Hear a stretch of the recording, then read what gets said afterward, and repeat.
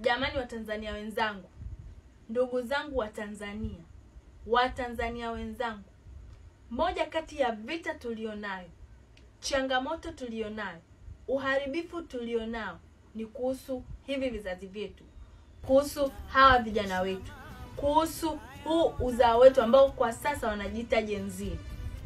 Zamani watu walikuwa wanahangaika sana na watoto wa kike. Walikuwa wanahangaika sana kuwalinda watoto wa kike.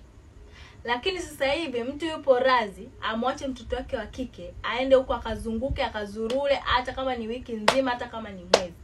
Sasa hivi watoto wa kiume ndio ambao wamekuwa wakulindwa.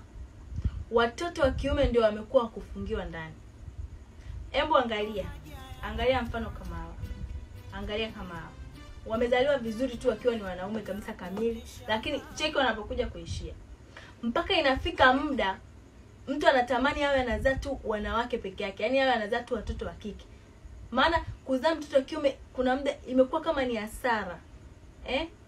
Hebu tujaribu kuwa makini sana katika ulezi wetu. Tujaribu kuwa makini sana katika njia tunazowapitisha watoto wetu. Tazama hapa. Angalia hapa. Yaani kuna vitu vinatia hasira, kuna vitu vinasikitisha. Tujitahidi kuwa makini na malezi yetu, tujitahidi sana. Hivyo tu. Mama wa taifa hapa. Kwa 22, kwa 22.